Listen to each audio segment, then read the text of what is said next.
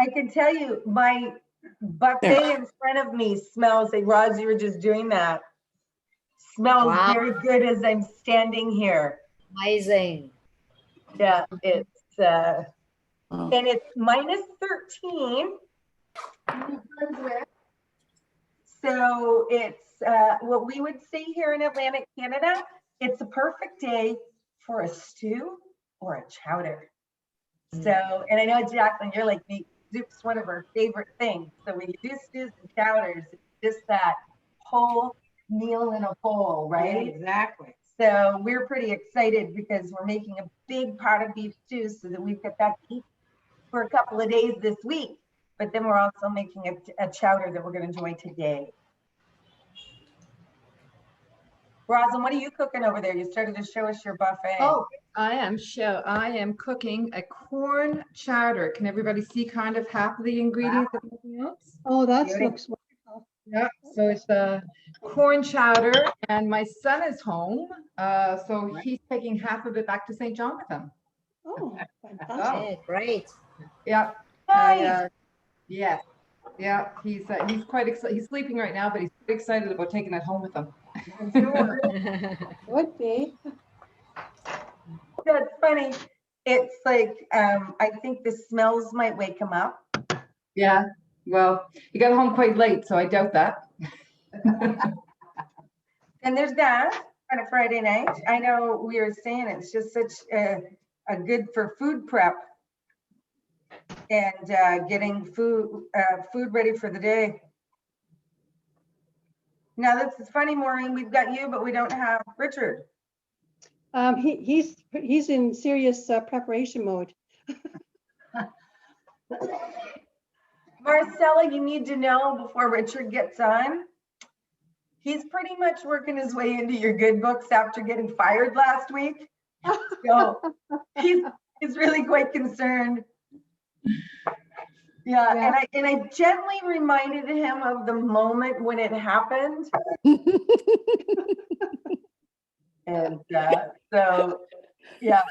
That's funny, but it was funny. It was funny because Ross was like, you said, show it to us. And Ross said, stir it a little bit. And he goes with the finger. That's a man thing. I'm sure.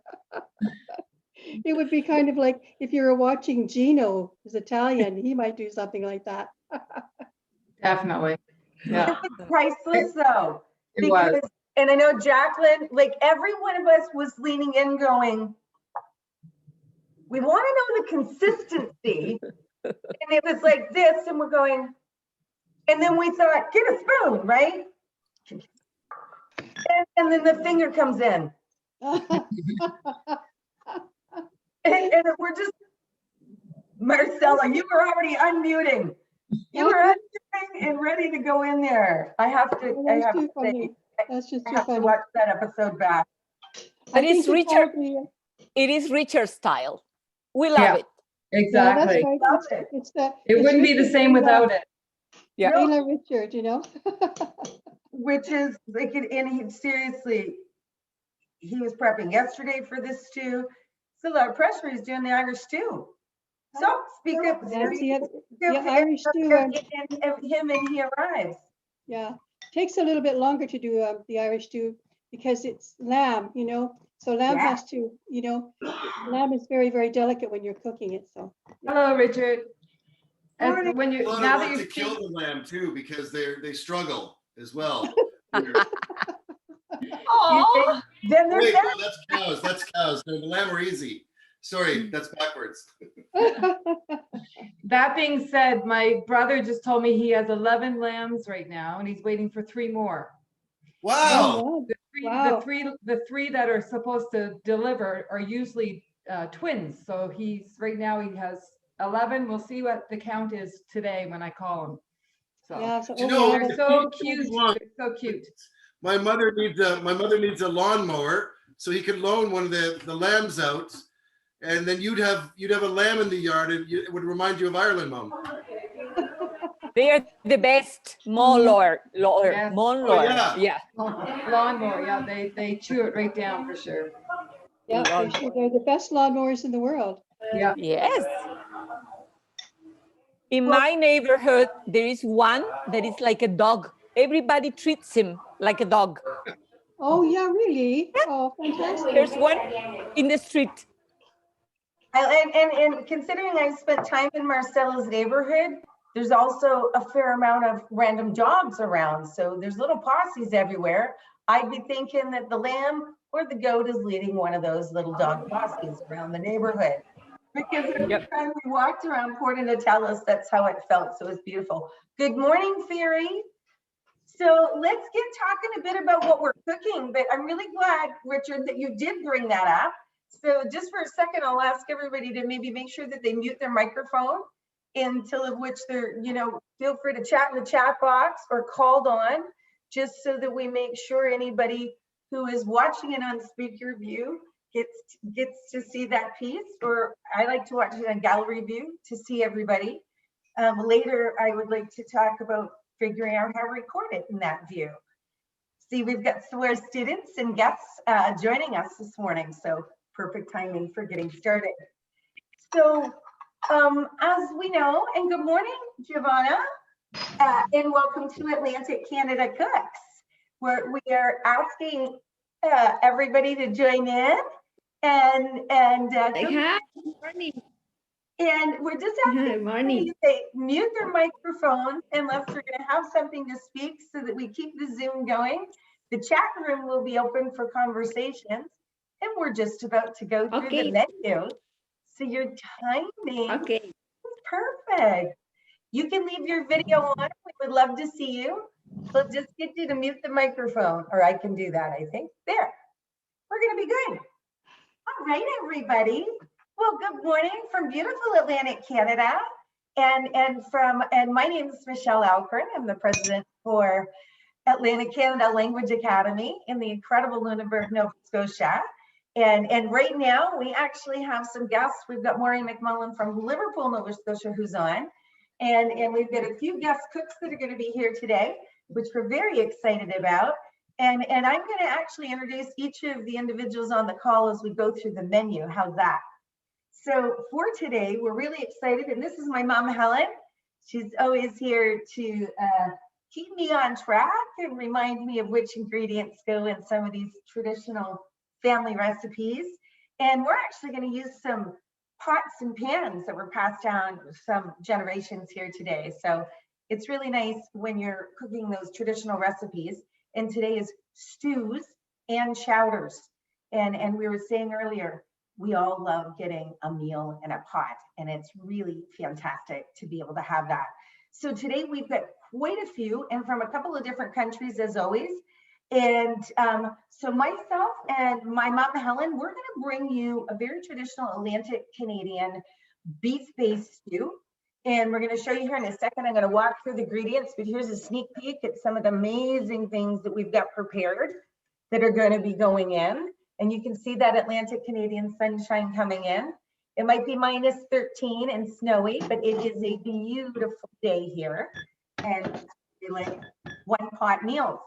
So we've got also, I'm going to do a scallop and haddock chowder.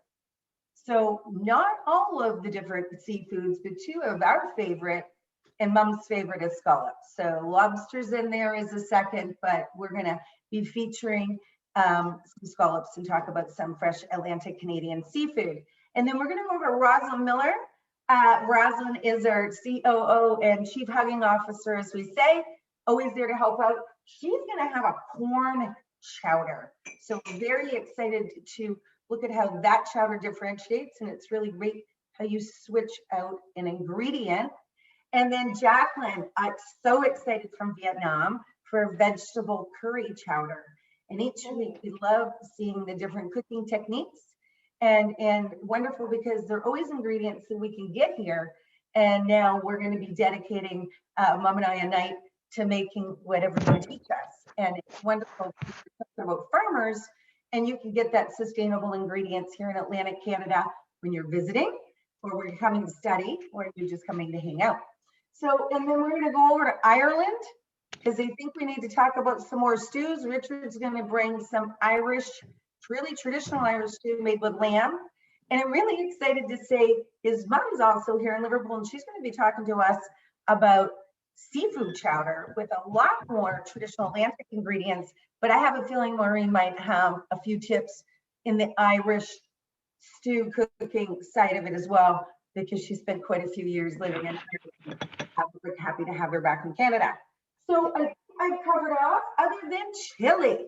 And I'm really excited about this recipe because I've had the opportunity to have it. And I will never forget the day I was visiting down in Port Natalis in 2018, and these giant pots of this incredible stew were dropped off at the house. And I remember going, well, where'd they go? And Shmarta says, oh, they'll be back later. And it was just dropping off massive amounts of this incredible stew that we enjoyed for a couple of days. There was lots, and then also had the opportunity to share with her family. But I'm very excited to have you share that. So why don't we get cooking? How's that menu sound? Anybody hungry? All right, I'm gonna get us started off because we've got the pots and pans ready to go. So we're gonna get this pot tuned on. This pot, Mom, was my mother's. And I've eaten a lot of meals out of that one pot as a kid and now as an older lady. And my kids have all eaten out of that pot. it's a perfect size for this stew. So what we're gonna get going is we're gonna get some oil in the pan, and we've got set up, so I'm gonna get it on the burner so we can warm that up. Because the one thing about a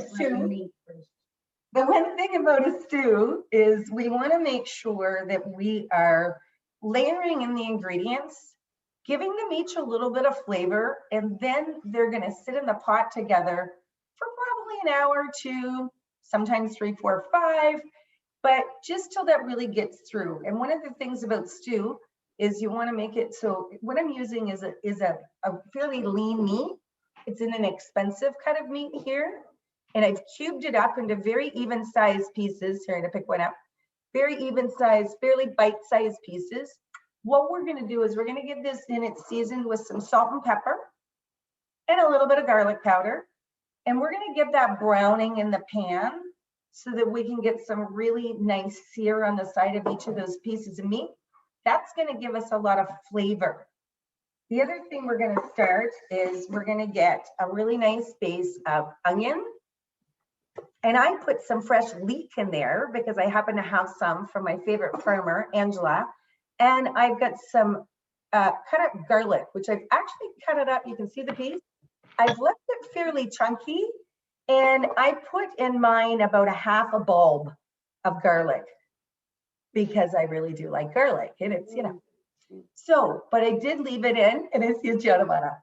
But I'm gonna put about 8 cups of water within this, and that garlic's gonna cook down with this base. So we're gonna go get those cooking.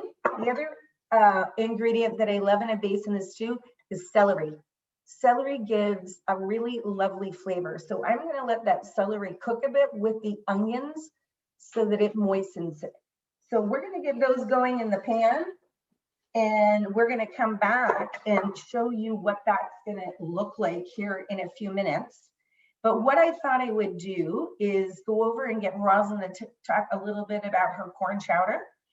So we're gonna get her started. So when everybody's gonna see a bit, we're gonna move back and forth between a couple of recipes. But Rosalind, when you pause on yours, we're going over to Richard, okay? Because Richard's got a few preps that he really needs to get going, and he's gonna be layering in as well. So we're gonna go to you, Richard. Are we good with that? Michelle? Yep. Yes. I gotta go earlier today because I have a special doctor's appointment at 11. Yeah, we How does have a this sound? specialist. We have a specialist from Santiago and Punta Arenas coming this weekend, and I got an appointment at 11. So That is I will the have first to be. setup? That's fantastic. You know what we'll do? Yep. Can we get Richard started on his recipe first? So he's got to get his going. Yep. And we'll go over to you and to Roz. Yeah. Are we No good? problem. I Yes, love working with teachers that are flexible. Richard, let's get your ingredients in the pan because I know I gave you that commitment yesterday, and we're going to get ours. So Richard, Irish stew. Thank you, Roz. Okay, this is the traditional Irish stew. It's so traditional, in fact, there's no potatoes in it. Oh my God. That doesn't make any sense at all. But potatoes have only been in Ireland for about 400 years. People have been in Ireland for 4,000 years minimum. So there was a lot of food made before potatoes. So I happen to not like potatoes either. So I'm not going to put them in my stew willingly. First of all, I got the lamb. I don't know if you can see this very well. Let me see. And it's been stewing for a little while. And it's just at that nice, I'm using my fingers again here, Marcel, sorry, but I'm the only one eating it, so. It's okay. So it's nice and tender at this point. And there's a little bit of gravy that has developed at the bottom. I love using a wok, really. I use it for almost everything now. I highly recommend it. As for the ingredients, what I'm putting in, I'm using the traditional vegetables of Ireland, basically. So we have leeks over here, Now, actually, the leek is the national vegetable of a country, but not Ireland. My mom could maybe say Wales. Wales. Very few countries have a national vegetable, but Wales has one. But yeah, it's been around for a long time. And then I'm putting some spring onions in because I prefer those. And of course, carrots. And the butter, which is Kerrygold. And that's Kerrygold there, as you can see. This brand is world famous. I'm actually in Kerry. This is where it comes from. So putting all of that in there now. Richard, that's exactly the same butter I have in my kitchen. That's There you funny. go. Yes. It comes from right inside my window. I'm in County Kerry, so that's where it comes from. Yeah, we get it here And very easily. the rest of my carrots, I'm Mr. Super Healthy, so I'm going to drink the rest of it.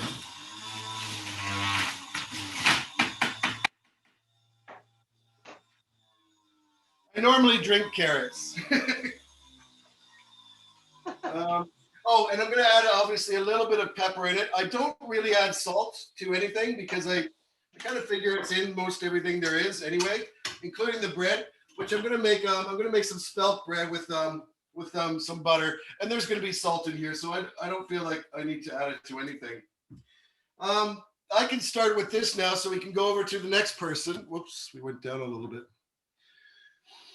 So who's next? Roz, yeah? Marcella's on deck. Really? Oh, there we go. I'm going to go really quick. So let me share screen. Michelle, if you can let me share the screen. So what I'm going to do, I'm going to show you a different version of a stew. It's not exactly the one she had here in Chile, but this one is one of my kids' favorite. And we call it, where is I cannot see here we go. Okay, so this one is called puchero, like chowder, puchero. The CH in Spanish is ch, so it's puchero. And this is my kids' favorite one. They love it. Okay, and this one is very simple to do because I use the pressure stove. No, the pressure cooker.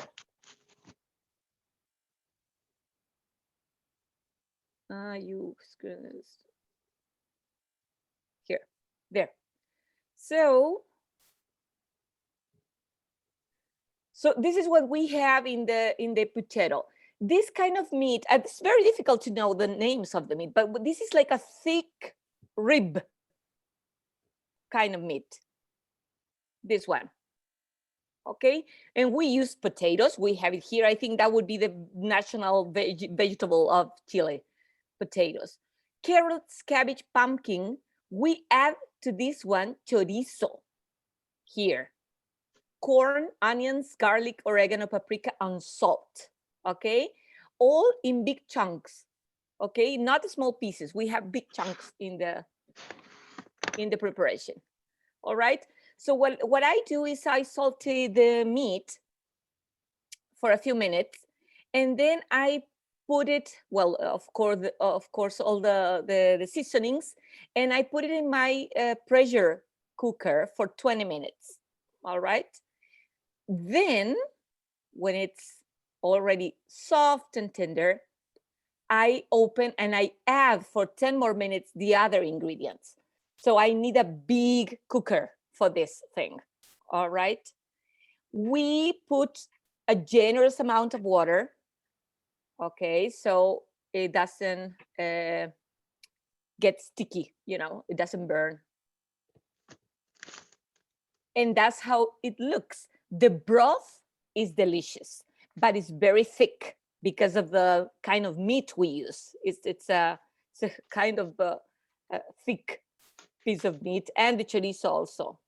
So you have to be careful with the fat that's in this dish, but we love it. It's very, very good. It tastes very good. The cabbage gives a wonderful flavor to this dish.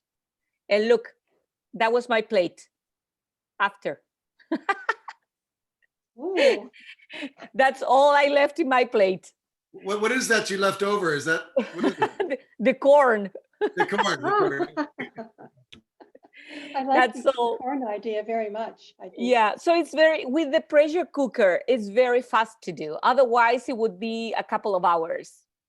Yeah, but within an hour, you are done with the pressure. Is that the name you give, pressure cooker, or you have another name? No, that's the name. Okay. Pressure cooker, yeah. Yeah, so that's puchero in Chile. Hope you liked it. It looks delicious. It is. So on to me, I guess. I'm making a corn chowder. And the nice thing about corn chowder is it could be ready in 20 or 30 minutes, or it could be ready in 4 or 5 hours. So you have a choice of either or. You can put it in a slow cooker, or you can cook it slowly on the stove as well. So my ingredients is grains of corn. I chose frozen because it's not in season right now in Canada, but if you had it in season, you would take the cobs off the corn cob and then boil the corn cob. Sorry, I'm making coffee at the same time. So this is the corn, and then it called for 3 cups of corn, but I like to put in a cream style corn. So I bought a can of cream style corn. It makes it a little creamier. But I meant to tell you that my favorite kind of stew is I have a son named Stuart. So I call my son Stuart stew. So my favorite stew is my son, but my second favorite is a corn chowder or a seafood chowder. So the good thing, like I said, is it takes, if you're ready, if you want to have a quick meal within 30 minutes, this is a perfect soup for that. And what you do is you add I cooked up some bacon bits. And in the pot, I left the bacon. And then I add about a cup of onion, celery, and I cook those together. And I put carrots in it as well. So it's a little bit of it doesn't always call for that. So what I do is I also put garlic in it. And today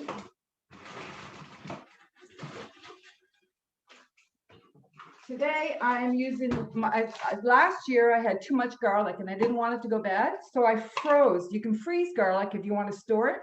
So I froze some garlic, and I'm using my frozen garlic because it's going in my soup.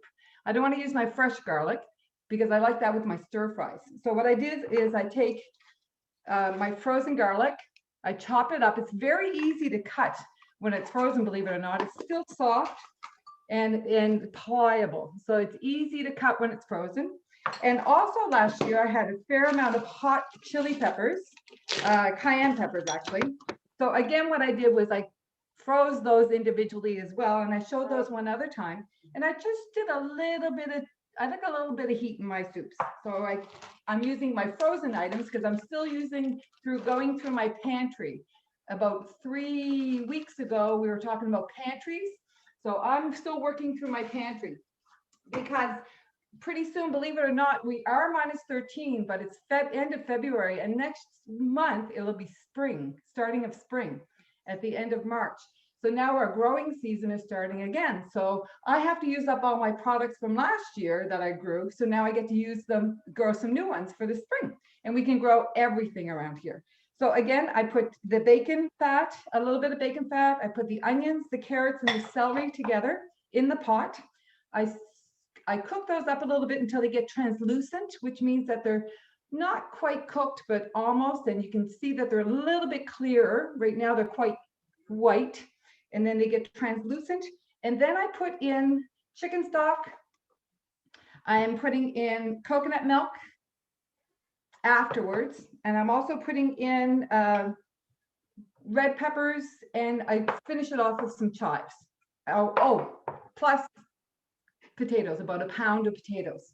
So what I do is I start the bacon fat up, and I put these in, and then I will go to, once these are cooked about 2 to 3 minutes, then I put the potatoes in with the chicken stock, and I cook it for about 10 minutes, and then I add the rest of the ingredients, and then I just let it cook until it's ready. So other than that, the soup itself, like I said, the way I'm doing it, because my son's taking half of it to St. John, is about 20 minutes to 30 minutes by the time I put it on the stove. Back to you, Michelle. Any questions?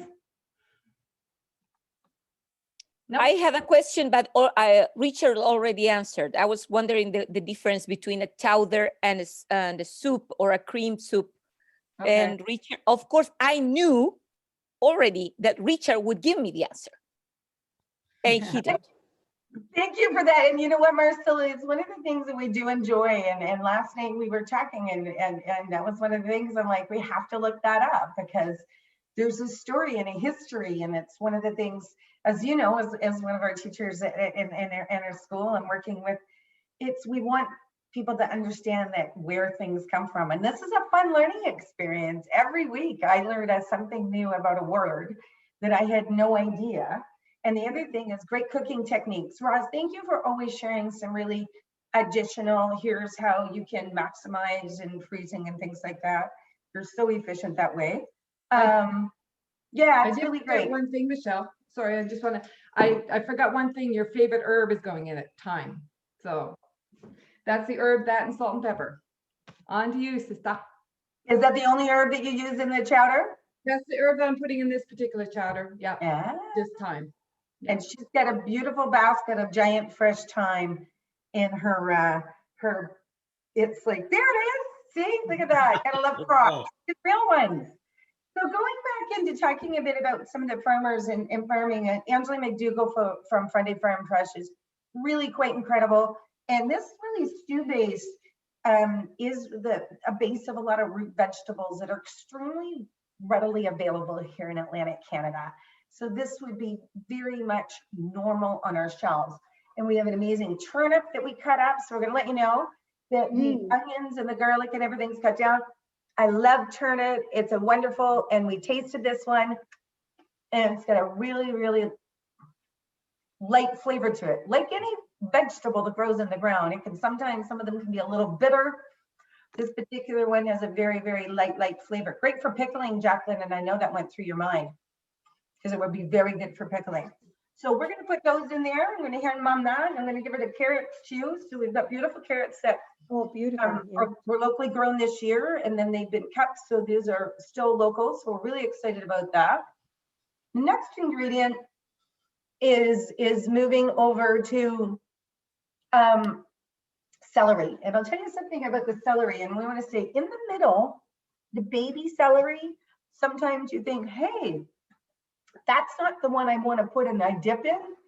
This going into a stew gives it an incredible amount of flavor. So that's going to act a little bit like an herb. So thank you, Mom. The other herbs in there, and like Roz is saying, nothing like a little thyme, T-H-Y-M-E. Hard for me to chat in the chat box while I have my food hands. So this is one of my favorite herbs. The other thing about an herb like this is these are a hardy herb. I also put some rosemary in it. Anybody looks at what nice fresh rosemary looks like? So it's that long. Rosemary is a much stronger herb. So I didn't use much. I only used about this much that you could see at the end of that. And then I diced it up because it's a very powerful herb in there and I didn't want it to overwhelm the stew. But thyme, on the other hand, is one of those ones you can throw it in a whole sprig like that, because it's going to cook for a couple of hours and all the little leaves will come off eventually. I just say go in and pull the sticks out, but they could also add interest to the bowl when your guest is eating it. Just make sure they don't eat the sticks. The other ingredient that is very much here in Atlantic Canada, and we use it heavily, and I think Marcel in Chilean dishes, is a bay leaf. So really, really traditional, and it gives it that really, I think, Mom, that's the part that it needs to cook the longest with the bay leaves in it. And that's really, it really gets that flavor up. Don't eat the bay leaf afterwards, please remove them. Not that it will hurt you, they're just really not that flavorful to eat that way. So the other ingredient is a few potatoes, which are always nice. We cut the potatoes up into a nice small size. So what I'm going to do is I'm going to actually let the stew cook for about an hour with the root vegetables in it. Then I'm going to add my potatoes because I cut them up small. So I'm not going to let them cook at the same time. So we're going to set those aside. But we did already put the meat in it. And I want to show you how it looks when it was all seared. So there's the seared sides of the meat. So we got the nice brown. Do you see that? See a little bit of the pepper that was on it? And I made sure I seared each of the little pieces a little bit because it's all about flavor. And I also realized that I've left my spice cupboard wide open in the background, so everybody will see that is the size of Michelle's spice cupboard, which is fantastic. So I'm gonna hand this over to Mom, and she's gonna put that in. So very excited as this stew comes together. We'll show you in a few minutes once it looks like when it's bubbling as we end the show, but we really won't be eating that stew for at least 2 to 3 hours from now. But it will look the same. It will just taste really good a little bit later. And I don't know if you remember, but I said I used a very lean meat. That meat really does need to cook through so that it breaks down a bit. If not, it would be really tough. So we really want that to cook down so that's really soft and sort of just breaks up in your mouth. So before I talk about my scallop chowder, I thought it'd be fantastic maybe if we check Maureen and see how you're doing in Liverpool. Would you like to tell us a little bit about your chowder? And then we'll go over to Jacqueline. Are you ready for that? So I'm going to ask you to unmute because we had put that on and you. So welcome Maureen from Liverpool, Nova Scotia, who just recently relocated back from Ireland. So we're excited about you re-exploring all of your Atlantic seafood again. Well, yes, because I had lived in Nova Scotia many years ago. Yeah. So it's really nice to get back and start enjoying all the wonderful food products that are in this province and that we have access to. But I'm just doing a pretty basic Nova Scotia chowder. And so I'll try and show you. I hope I'm doing it properly. If I turn, can you see anything this way, Michelle? We see the milk carton. Okay. There you go. We got it. We got the ingredients there. Yeah. So my basic ingredients, of course, would be the sea chowder mix. And actually, I bought that at the supermarket because they had a mix with the haddock and the prawns and the salmon that I wanted. So I purchased that. And then, of course, it's the potatoes and the carrots and the onions. And I'll just show you. There's a seafood, sort of like the seafood mix that I would have put in, and the potatoes, the onion, and the carrots. And where are the carrots? Are the carrots there? I didn't see them. Oh yeah, see them now. Yeah. Okay. Carrots, and then I always braise, of course, the onions, the garlic, and the carrots before I start the actual stew. So that's that would have been how I prepared it, to just Can't see the dish. We're looking at the knobs there. Okay, there you are. Yep. Okay, and then of course I've got the spices over here that I was using. Basically salt, pepper, but I did find something in my cupboard this morning, which was sea salts, And so I thought with herbs, which I thought I would add some of that. And then when I'm finished with, when the stew is actually finished, which it is actually now, I've actually got it prepared. I'll just show you here. I'll put some, Oh, put that some looks in the good. bowl. Of course, you got Maureen, to you need to show, yeah, we gotta see that really well in the bowl because right now it's a little dark and oh, that, whoa. and I'm serving that up with the homemade Nova Scotian brown bread, which I made yesterday.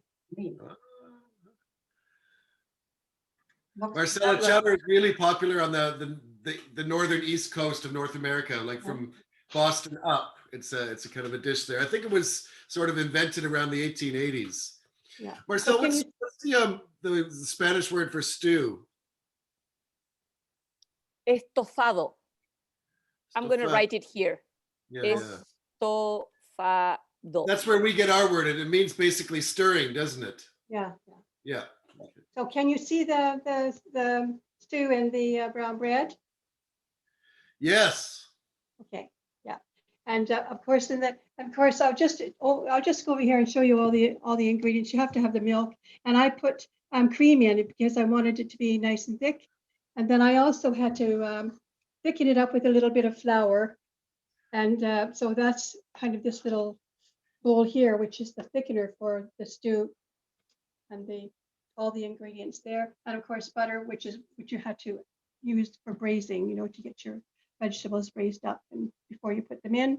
And then I actually added chives to the stew just before it was just about at the very end. And that's why it has a little bit of green in there. You can put a lot of different spices in a stew. I think that's really preferential. It depends, depends on what you like. My brother always uses seagrass, but I couldn't find any of that. So I used chives because that's very difficult right now getting the fresh herbs in the shops. But I can just sort of give you a kind of look here at the actual ingredients. Can you see that? Almost. Large You potato. know what, Maureen, that's okay. Maureen, we're gonna get you to share those because we're gonna make sure we share those back out with the group. Oh, okay, that's brilliant because Yeah, because for it's sure, easy. because we're gonna wanna follow that up.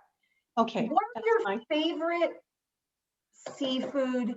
Like, I know you used a mix, but if you didn't use a mix, what are Maureen McMullen's favorite pieces of what seafood that you would choose to put in any Yeah, chowder? I would have actually wanted lobster and clams to put in that as well. But Yeah. I went to the supermarket, but they only had like this huge box of clams, and I thought, well, I don't actually want that. And the lobster would be my choice. I would use haddock, lobster, salmon, and those clams. Well, Maureen, thank you very much for sharing that. And I'm going to introduce our ingredients before I go over to Jacqueline. Okay. And we have the same palette because that's definitely where I would be going. Yeah. So when I went to the grocery store, Maureen, like you, I looked at in a few challenges, and because we did lobster the other weekend, I decided to not buy the lobster. But what we did focus on is the scallops and those other pieces. So what I have here is a nice haddock fillet. So there's a nice fresh haddock fillet. Oh, haddock, yeah. Haddock is the So- absolute, you have to have that. Yeah, it is just a really beautiful. So I'm a preference, and notice this, I prefer a sweet fish. I don't care for a fishy fish. So this is Yeah. very much in. So you're gonna see this nice size chowder that we're gonna make. So I've got one nice size fillet you can see, and it's really nice and meaty through. So I'm gonna slice that up to be a similar size as these beautiful scallops. So Yeah. there we go. And by Now, the way, scallops, yes, scallops are another wonderful, product that you can get here, of course. And in Nova Scotia, you get the Digby scallops, which are famous the world over. absolutely, Maureen. And you know what? These ones are the Bay of Fundy scallops. And right now they're a little bit smaller. We often give those diver scallops, which can be much bigger. This is the seafood we're most known for here in Atlantic Canada. Yeah. And the largest productions of it do come from in between the two. So let's just keep moving through this recipe in the spirit of time. So we've Yeah. got all of our scallops. What I've done is these were actually bigger and I cut them in half. So I'm going to keep the consistency with that fish cut at the same size. So Mom's got the oil heated up. And what we're going to put in there is this is some diced up leeks that I have. And what I did, and I love, Richard, that fact on the leeks. So, and they really, really are quite a favorite of mine. And in here, I've got some very, very diced up carrot and a little bit of celery. So I'm going to give this to Mom. She's going to slowly make sure that that's not too hot. She's going to saute those, so, and thank you, Rosalind, so that they're translucent. So we don't want to get any browning color on them for the chowder. We just want to get them cooked through a bit and really get that flavor moved around. But the herb that I decided today that's going in my chowder is dill. And dill is another, just a really favorite. Now, you have to be careful with dill. I'm only in our pot of chowder going to use this much of it that you're going to see here, even though the pieces, because it is quite a powerful herb. And I don't want to overpower that beautiful flavor of the haddock and the scallops. So, and I'm with Maureen. Had I had lobster, I would have thrown lobster into this, but I think it's going to be very beautiful with these. So we're going to get that going into the pan. And I'm going to be using a Thai chicken broth. So it is a packaged chicken broth, but I did choose to use that because I knew it was going to be really light. Thought about you, Jacqueline, and inspiration on that one from your part of the world. But we're really excited because what that's going to do is just give a nice soft base. I'm not using dairy in my particular chowder because I really can't eat dairy. So just let me take that off. There we go. I'm hearing it really sizzle in the background, so just going to give Mom a little bit of help there. So this broth, again, very light. So the only seasoning that has really gone into that is a tiny little bit of salt and pepper with the onions as it's sauteing down, and that dill, because there's a natural saltiness that are going to come from that beautiful haddock and those scallops that are going in. So I'm going to drop those right into the liquid once I've added it together.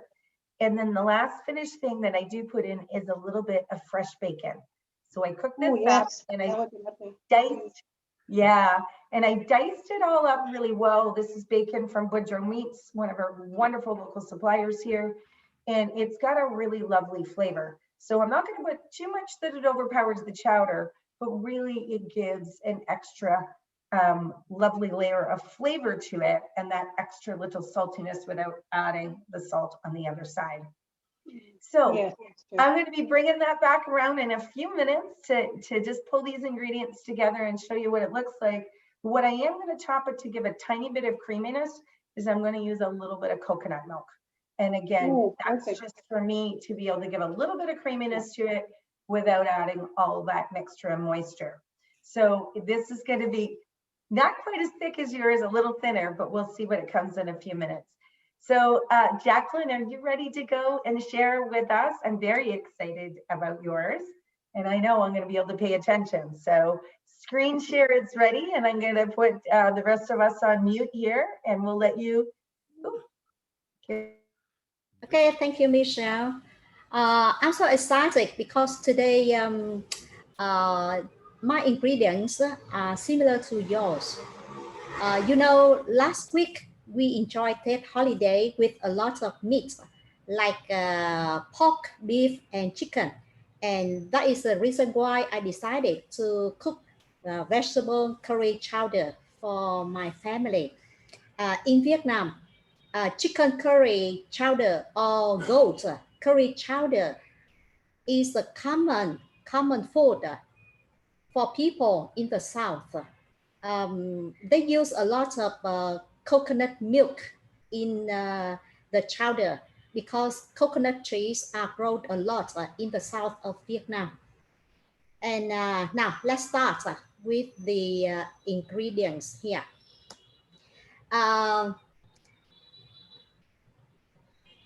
I try to make something different from yours by using sweet potatoes instead of potatoes. And I'd like to share the technique to keep the color of sweet potatoes You know, when you peel sweet potatoes, they become blackened easily.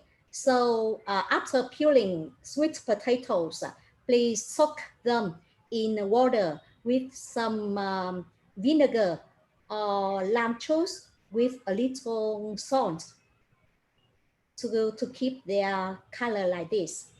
And instead of using chicken, I used mushrooms. I use two kinds of mushrooms. They are king oysters mushrooms and shiitake mushrooms. And another thing is tofu, fried tofu, and some carrots. We use some milk and coconut coconut milk, coconut water. And if you don't have coconut water, just use water. Now let's talk about the spices for this chowder. We have to use a little bit fried spice powder and curry powder.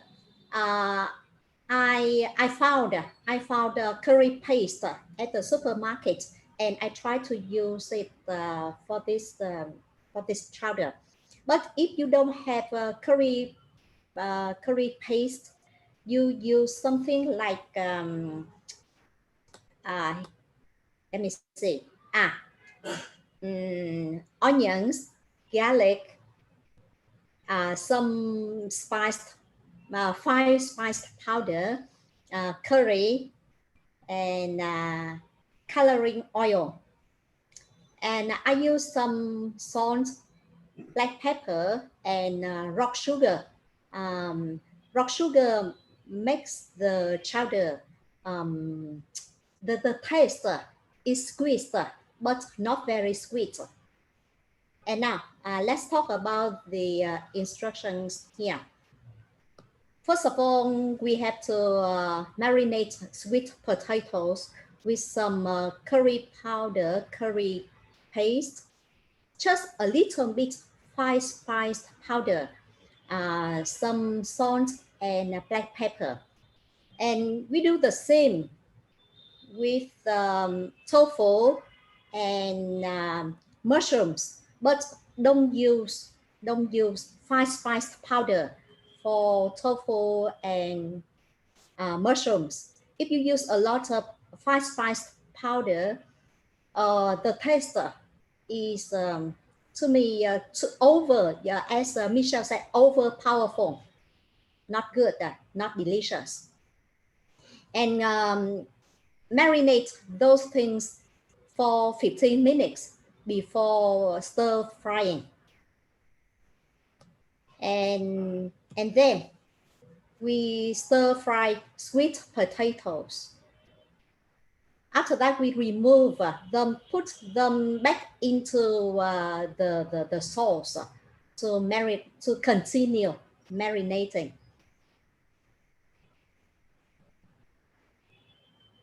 As you can see here, I take them out, remove them, and put them into the sauce. And after that, we stir fry tofu and mushrooms together. And after that, we remove. We don't use the oil that we use to fry these things when we cook. I forgot to tell you that we use 1 anise and lemongrass. So we saute the anise and lemongrass. After that, we add coconut water and water, because I didn't buy much coconut water, so I had to use some water. But if you have coconut water, use it to make the taste better. Then we cook sweet potatoes for about 2 minutes. After that, we add carrot, continue cooking for about 7 to 10 minutes. And then we add tofu, mushrooms, coconut milk. And then we have to cook them for until the chowder boils, and then we add milk. After that, we cook for about 2 or 3 more minutes. Then adjust the chowder to your taste, and I added some salt, just a little bit salt. In Vietnam, we often put some fried shallots and Thai basil on the top. And for this kind of chowder, we serve with baguette. Or you can serve it alone. Okay, that's it. Thank you for watching. Very good. Okay, any Good. questions? Thank you, Jackie. I just wonder how tofu tastes because I have never had it. I've seen it in the supermarket and heard a lot of tofu, but I have never tried it. Is it a strong flavor or? You know, let me see. Tofu is made from Soybeans? Soybeans. So you taste the taste. You have the taste of soybeans, and tofu is soft. When you fried it, the outside is a little bit crispy, inside soft, and Is you it have the like taste eating of teeth, maybe, or not? Like eating teeth? When you eat cheese, is that the texture? Oh, cheese, like cheese. Cheese, thicker than cheese. No, Okay. thicker than cheese. Okay. All right. Yeah, and you Thank know, you. in Vietnam, vegetarians often eat tofu. Yeah, Well, my they mother's need vegetarian. protein. Do you eat tofu, Mom? Yeah. How about Maureen? Do you often eat tofu? Mom, you there? See ya. No.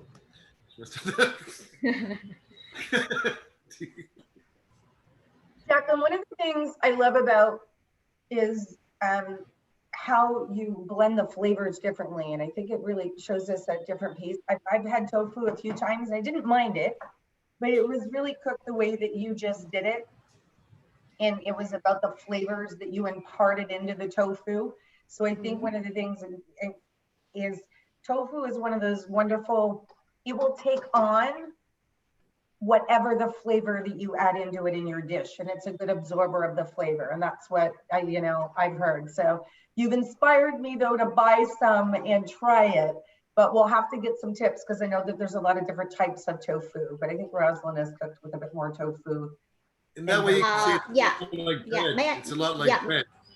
Yeah, may I say something here? Please. Actually, the taste of curry chowder is similar as chicken curry chowder. Similar. Okay, just because we don't like meat. Because last week we ate a lot of meat, so we replaced chicken by tofu. Which is wonderful because Jacqueline, it has the protein, right? So it's a really wonderful way to have that dish, still be able to get that additional protein that's in there. And I think that's fantastic. And I know, even though I eat a lot of meat, it's a wonderful way to still have that place in there. So I want to talk a little bit about, wrap up recipes, Richard. Do you have a few more things you want to add about your stew as it's coming together? Or well, it's just about done here, as you can see. Can you see? Yeah. So it really looks, I actually have snuck a taste or two already, and it tastes great. And it's great to think that this is it's an ancient taste. Like this same dish could have been made here in Ireland 2,000 years ago. Because with the carrots and the leeks, that would probably be enough. Probably they wouldn't be drinking their carrots as much as I do. But I'm gonna add my version of tofu, which is spelt bread. So I've just got the bread here and I've toasted it, put a little bit of butter on it. And I'm going to put the stew in this very Irish looking bowl. So the bowl is very Irish looking.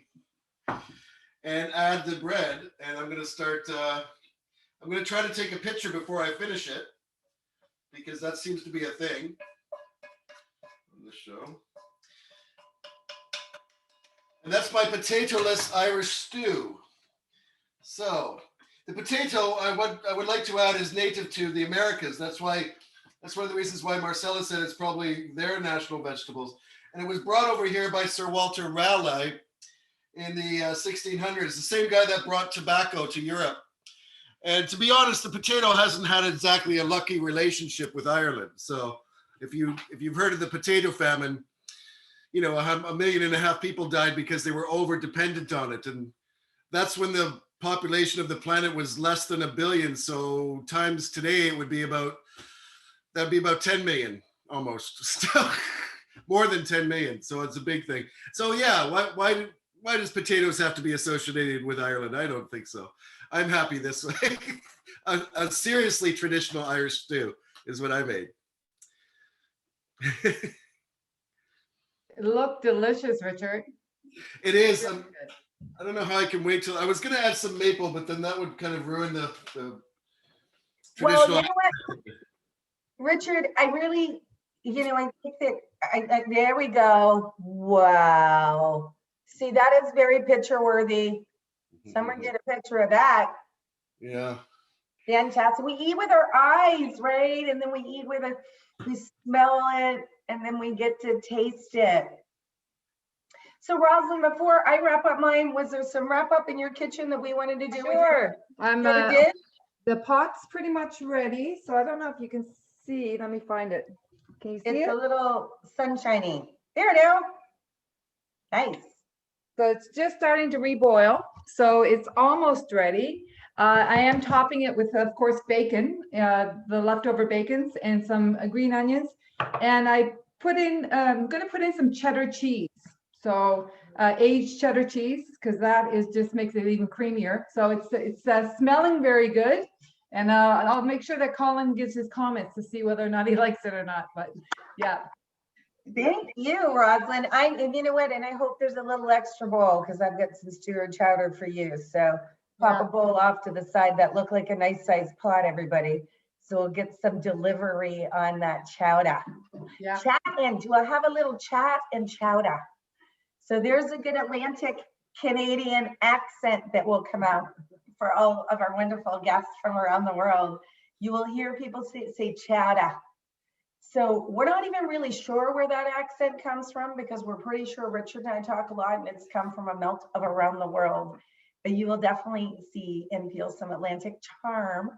And that's a particular word that you will hear many, many variations of. It's funny because as it comes out of my mouth, I probably even say it in variations myself. So speaking of chowder, Maureen's probably getting, there's some chowder, some good chowder. So the chowder, so I'm going to use a nice clear bowl, which is a beautiful one for us to show. So we really wanted to be able to show the what the chowder is looking like. So I don't know if you can see the giant scallops floating around in there. And right now it's really clear. So I want to show you what it is because I'm going to add a little bit of the coconut milk to it. But the flavor and the scent is absolutely incredible. And it is a very, very simple dish, as you'll see. Now, a lot of Atlantic Canadians have a lot more richer or butter and those things. But what I wanted to be able to show is a way that you can take a chowder and really lighten it up and still be able to have that same piece with all these ingredients. So put all your favorite ingredients into it and make it your own. This one is haddock and scallops. So this is going to be my lunch that I'm going to, or early breakfast, seafoody.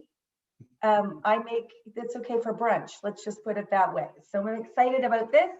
I'm going to take you for a little walk over and show you the pot of stew. It is stewing away and it also smells absolutely incredible in here. And I tell you, it's interesting because of all the flavors, I can really smell that bay leaf in it, and it always gives me that warmth. I love that Marcella's on the go. I think that's particularly awesome. And I love that your internet's that amazing. Well, Richard takes us on the tour to backyards sometimes in Ireland, so all the fun things. What I pay him is some Briggs pure maple butter. This is not as readily available elsewhere in the world, but for all of our students, when they come to the academy here, this is something you will be able to get. But one of the things is this maple butter is often nice, and here's where. Maureen, you said those brown bread fresh rolls. You get a nice roll, put a little maple butter on it, and have that on the side of your bowl of stew. That is an extremely Atlantic Canadian that you would have, because you might have a nice sweet chunk of maple on your roll that you're having with your bowl of chowder. So it's sort of like breakfast together. And you see my mom, look at her over here, busy away. So I'm gonna bring it. Bye, everybody. What do you think about? Bye, Marcella. How's it smell? Bye, Marcella. It smells See you good. soon. Good luck. So there's the chowder in its final phases, and there's the stew going away. And the one last fun ingredient that I did pop into the stew was I cut up some sausage, and we've got a wonderful sausage supplier down here, Oliver's Meats and Oliver's Bakery. And I've got some beautiful German sausage. So I diced those up into the stew, and they were already pre-cooked. So I did throw those in. So we've got a beef with just a little bit of that nice pork sausage in to finish it off. So the last thing that we're going to add to the stew will be the potatoes, and we'll add those in about 45 minutes before we're going to eat it. But tomorrow when you warm it up, that rich flavor is there. So one thing a lot of people might ask is, did we thicken the broth? So what we have done is we've got a little bit of a cornstarch or an arrowroot flour, whatever it is. And at the very end, I will make up a little mixture, and that's how we will thicken the stew, versus using a more traditional where you would roll the meat in flour and brown it that way for thickening. But that's a little bit for health. I don't eat flour because it makes me not feel good. So there's lots of other ways when you join us on our Atlantic Canada Cooks. And Richard, we often joke about that. You get a lot of extra tips on how to swap out ingredients. But I want to say that we're really proud of all of our local farmers and people here, because yesterday we had Angela drop by the front door and really deliver ingredients right to the front door. And we have a program here in and around here in Lunenburg where you can order from local farmers, and they literally will deliver the food boxes of whatever you choose to your front door for you to cook that week. So we just want to share, not just from our kitchens to yours, but from all the farms and all the producers here in Atlantic Canada, and the amazing ingredients that we get the opportunity to cook with. We're very privileged. And thank you for everybody in the world that came to join us. We're looking forward to next week. What are we going to be doing? Baked dishes. So very exciting. We're going to have some sweets and some not so sweets. And we're going to do some beautiful baked dishes. Bye, everybody. Bye. Thanks for Thanks, joining. everybody. Have a good time. See you. Bye. Bye-bye. See you. Thanks, Emily. Bye. And take care, Fairy. Hey, Richard. Hey, Richard. Wow, Richard, Maureen, Emily, and I'm going to stop recording. Yes.